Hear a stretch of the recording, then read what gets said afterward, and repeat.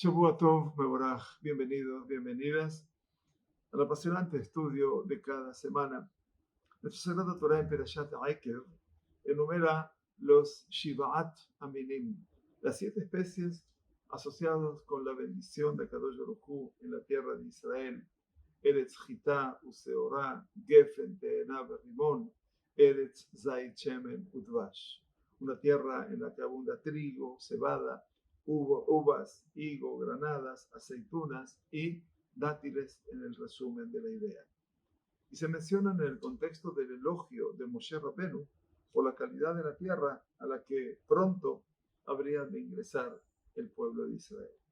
La Gemara en Masejet Sukkah cita a Rav Hanan y en otros lugares también de la Gemara, comentando que estas especies se enumeraron aquí para establecer el shiur halágico, es decir, las medidas que se aplican en diferentes áreas de la halajá. Por ejemplo, la prohibición de llevar objetos de un dominio a otro en Shabbat se aplica solo a los objetos que tienen al menos el tamaño de un higo, kagrogeret. Un utensilio no comercial se considera un keli halágico, quiere decir un utensilio susceptible a la impureza, incluso si tiene un agujero, siempre que el agujero sea más pequeño que un rimón, que una granada. Uno transgrede la prohibición de comer en el día de Yom Kippur al comer un volumen de comida equivalente al volumen de un dátil grande. Y un acto halágico de comer se refiere como el consumo de un volumen de la aceituna, kazait. Según Rav Hanan, la Sagrada Torah en este pasuk enumera estas especies para establecer los shiurim asociados con ellas. Interesante, ¿verdad?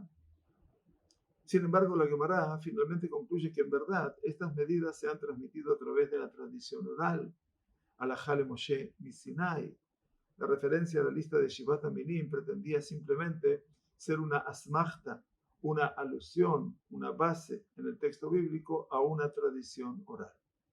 Curiosamente, Rav Shimshon Rafael Hirsch, en su comentario de la Torá, parece defender la conexión entre las 7 especies y los shiurim halágicos.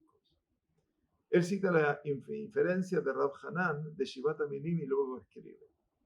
Dice Rav Hirsch, Zecher Tzadik Libraja, el autor de un trabajo sobre las leyes halágicas de las medidas me mostró una vez las primeras hojas impresas de sus escritos en las que me mostraba sus comentarios sobre este versículo que me parecen dignos de mención. Señala cómo las frutas, como los granos de cebada, las aceitunas, etc., se usaban como unidades de peso y medidas, también fuera de los círculos judíos en la antigüedad.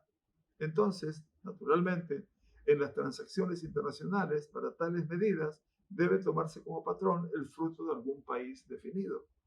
Ahora, el fruto de Palestina, dice Rav Hirsch, era tan reconocido en los negocios internacionales como el mejor, que se citaban como las unidades estándar para las medidas de longitud y peso. Interesante.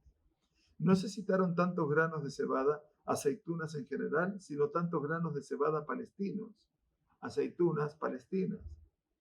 El Shebach Eretz Israel, la preeminencia, dice Rav Hirsch, de los productos de Israel, de Palestina en aquel entonces, se mostró en consecuencia en el hecho de que deben haber sido los más conocidos y se pasan en general como unidades de medida. A mi pensar, sostiene el Rav, el nombre del autor se me ha escapado de la memoria y tampoco sé si la obra fue completada y publicada. De acuerdo con esta teoría, la conexión establecida por Rav Hanan entre las 7 especies y los shiurim tiene sus raíces en la práctica antigua de usar productos como unidades de pesos y medidas, y el hecho de que los productos de Eretz Israel se consideraban superiores y por lo tanto servirían como el estándar internacional. Por lo tanto, la lectura de este pasuk que establece medidas halágicas en realidad no está muy lejos del significado simple del texto. Si buscáramos, por último, una conexión más profunda entre el producto de Eretz Israel y las medidas que establece el halajá, probablemente podríamos señalar la noción de armonía entre lo físico y lo espiritual, lo terrenal y lo celestial. El concepto de una tierra escogida como el hogar de una nación especial de Dios, donde deben servirle, se basa en la idea de que una existencia terrenal puede servir a un propósito espiritual superior. De hecho, el contexto de este pasuk en Perashat Ekev es la descripción de Moshe Rabbeinu de la transición que Bnei Israel haría de la existencia sobrenatural en el desierto y ahora a un modo de existencia más ordinario, mundano, digamos, en Canaán.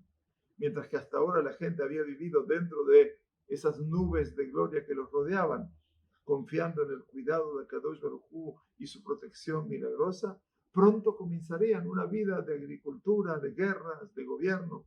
La vida en Eretz Israel tiene que ver con servir al Todopoderoso a través de un modo natural de la existencia, ya que nos involucramos en actividades ordinarias, cultivando la tierra y disfrutando de sus beneficios materiales, pero dentro del marco de los valores y pautas de la halajá, mediante los cuales estas actividades son elevadas y redimidas. Y si Rab Hanan trató una asociación entre los productos especiales de Eretz Israel y los principios de la halajá con los que están asociados, la tierra de Israel es donde lo sagrado se encuentra con lo mundano, donde la vida ordinaria se inyecta con significado y propósito espiritual, una noción expresada hace miles de años, 1000 años, un poco más, por Rab Hanan cuando ve en los Shivat Aminim a través del prisma de la halajá. Sumamente interesante para todos los que estudiamos permanentemente el tema de Shivat Aminim.